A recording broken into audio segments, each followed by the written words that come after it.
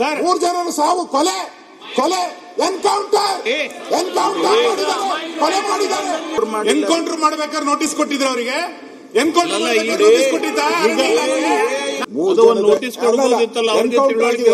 Encounter ಬಗ್ಗೆ ಸದನದಲ್ಲಿ ಒಂದು ಸ್ಟೇಟ್ಮೆಂಟ್ ಮಾಡಬೇಕಾಯ್ತು ಸರ್ಕಾರ.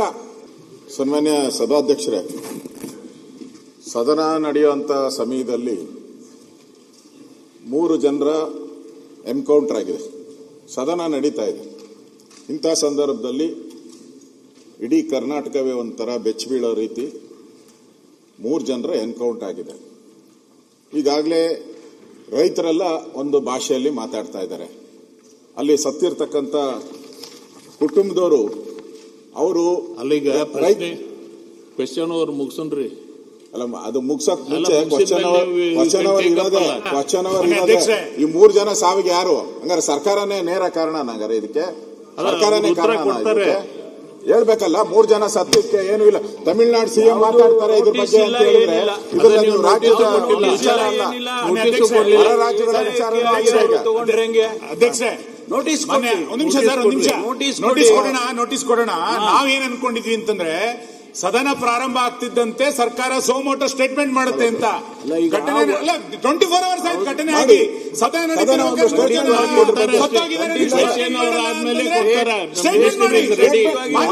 ಸಚಿವರು ಬಂದು ಸ್ಟೇಟ್ಮೆಂಟ್ ಮಾಡಿ, ಮುಖ್ಯಮಂತ್ರಿಗಳು ಸ್ಟೇಟ್ಮೆಂಟ್ ಮಾಡಿ ಯಾವ ಕಾರಣಕ್ಕೆ ಎನ್ಕೌಂಟರ್ ಆಯ್ತು ಅಂತ ಹೇಳಿ ಸದನ ಗೊತ್ತಾಗ್ಬೇಕಲ್ಲ.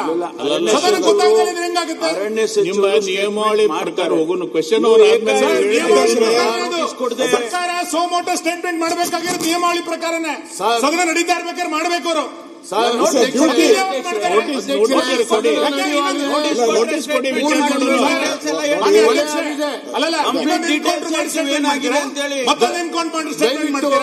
ನಿಯಮಾವಳಿಗಳನ್ನ ಸರ್ಕಾರಕ್ಕೆ ರೈತರ ಬದುಕಿನ ಬಗ್ಗೆ ಏನಾದ್ರು ಕಾಳಜಿ ಇದ್ದಿದ್ರೆ ನೀವು ಮೊದಲು ಸ್ಟೇಟ್ಮೆಂಟ್ ಮಾಡಬೇಕು. ಸ್ಟೇಟ್ಮೆಂಟ್ ಮಾಡದಲ್ಲಿ ಇರಕ್ಕಾಗಲ್ಲ ಸದನದಲ್ಲಿ. ಹಾಗಾದ್ರೆ ಮಾನ್ಯ ಪರಮೇಶ್ವರ್ ಅವರೇ, ಸರ್ಕಾರ ತಪ್ಪಿಸ್ಕೊಂಡು ಓಡೋಗ್ತಾ ಇದೆಯಾ? ಖಂಡಿತವಾಗಿ ರೈತರು ತಕ್ಷಣ ತಪ್ಪಿಸ್ಕೊಂಡು ಹೋಗುವಂತ ಕೆಲಸ ಏನೂ ಆಗಿಲ್ಲ. ಮತ್ತೆ ಇನ್ನೇನು ಸಾಯಿಸಿದ್ರಿ ನೀವು? ರೈತರನ್ನ ಸಾಯಿಸಿದ್ರಿ. ಅದನ್ನ ರಾಜ್ಯ ಜನರಿಗೆ ಗೊತ್ತಾಗಬೇಕು.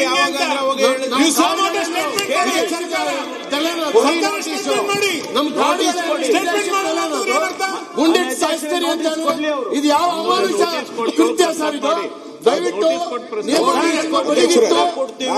ಇದನ್ನ ಚರ್ಚೆಗೆ ಕೇಳಬೇಕು ಅಂತ ಹೇಳಿ ನಾನು ವಿನಂತಿ ಮಾಡ್ಕೊಂತೇನೆ. ಮೊನ್ನೆ ಅರಣ್ಯ ಸಚಿವರು ಇದಕ್ಕೆ ಉತ್ತರವನ್ನು ಸ್ಟೇಟ್ಮೆಂಟ್ ಮಾಡಬೇಕು ಈ ಸದನದಲ್ಲಿ. ಮಾಡ್ತಾರೆ. ಒಂದೇ ನಿಮಿಷ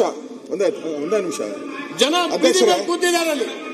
ಅಧ್ಯಕ್ಷರೇ, ಇದು ನಾನು ಅಲ್ಲಲ್ಲ, ಒಂದೇ ನಿಮಿಷ ನಾವು ಕೇಳ್ಬಿಡಿ. ಇದು ಸದನದ ನಿಯಮಾವಳಿ ಪ್ರಕಾರನೇ ಒಂದು ಸರ್ಕಾರಕ್ಕೆ ಏನಾನ ಗೌರವ ಇದ್ದಿದ್ರೆ ಎನ್ಕೌಂಟರ್ ಬಗ್ಗೆ ಸದನದಲ್ಲಿ ಒಂದು ಸ್ಟೇಟ್ಮೆಂಟ್ ಮಾಡಬೇಕಾಯ್ತು ಸರ್ಕಾರ. ಎಲ್ ಮಾಡಿದ್ದಾರೆ? ಮಾಡ್ಬೇಕಾಗಿತ್ತು. ಆ ಗೌರವ ಇದ್ದಿದ್ರೆ ಮಾಡ್ಬೇಕಾಯ್ತು. ಎನ್ಕೌಂಟರ್ ಆಗಿದೆ. ತಮಿಳುನಾಡಿನ ಮುಖ್ಯಮಂತ್ರಿ ಕಾಮೆಂಟ್ ಮಾಡಿದ್ದಾರೆ. ರಾಜ್ಯದಲ್ಲಿ ತಮಿಳರಿಗೆ ನ್ಯಾಯ ಇಲ್ಲ ಅಂತ ಹೇಳ್ತಾ ಇದ್ದಾರೆ. ನಿಮ್ದೇ ಪಾರ್ಟ್ನರ್ ಹೇಳಿದ್ದಾರೆ ತಮಿಳರಿಗೆ ನ್ಯಾಯ ಇಲ್ಲ ಕರ್ನಾಟಕದಲ್ಲಿ ಅಂತ ಹೇಳ್ತಾರೆ. ಲಕ್ಷಾಂತರ ಜನ ತಮಿಳರು ವಾಸ ಮಾಡ್ತಾ ಇದ್ದಾರೆ ಕರ್ನಾಟಕದಲ್ಲಿ. ಅವ್ರಿಗೆಲ್ಲ ಏನು ಉತ್ತರ ಕೊಡ್ತೀರಾ ನೀವು? ಬೇಜವಾಬ್ದಾರಿ ಸರ್ಕಾರ ಅಲ್ವಾ ಇದು? ನೋ ಸ್ಟೇಟ್ಮೆಂಟ್ ಮಾಡೋ ಮುಖ್ಯಮಂತ್ರಿ ಬಂದು ಸ್ಟೇಟ್ಮೆಂಟ್ ಮಾಡಿ ಮುಖ್ಯಮಂತ್ರಿಗಳು. ಆಮೇಲೆ ಯಾಕಂದ್ರೆ ಸದನ ಮುಂದೆ ಹಾಕಿ ಒಂದು ಅರ್ಧ ಗಂಟೆ 3 ಜನರ ಸಾವಿದು, 3 ಜನರ ಸಾವು, ಕೊಲೆ ಎನ್ಕೌಂಟರ್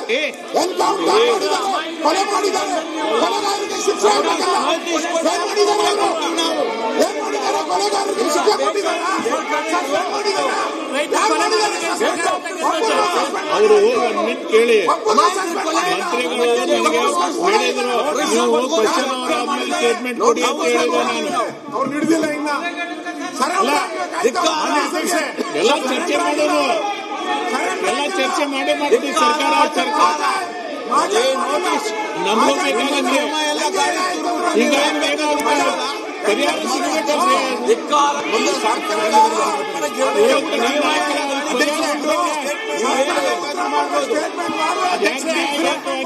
ಅವ್ರಿಗೆ ಪರಿಹಾರ ಸಿಗ್ಬೇಕಾ? ಚರ್ಚೆ ಆದ್ರೂ ಸಿಗುತ್ತೆ. 3 ಜನರ ಕೊಲೆ ಮಾಡಿದೆ ಸರ್ಕಾರ.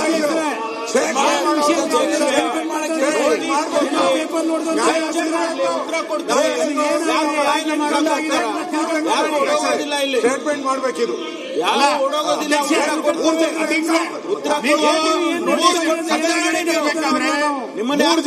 ಎನ್ಕೌಂಟರ್ ಸರ್ಕಾರ ಮಾಡಿದ ನಂತರ ನೋಟಿಸ್ ಕೊಟ್ಟು ಚರ್ಚೆ ಮಾಡಿ ಅಂತ ಹೇಳ್ತಿರಲ್ಲ, ಎನ್ಕೌಂಟರ್ ಮಾಡ್ಬೇಕಾದ್ರೆ ನೋಟಿಸ್ ಕೊಟ್ಟಿದ್ರು ಅವರಿಗೆ. ಎನ್ಕೌಂಟರ್ ನೋಟಿಸ್ ಕೊಟ್ಟಿದ್ದ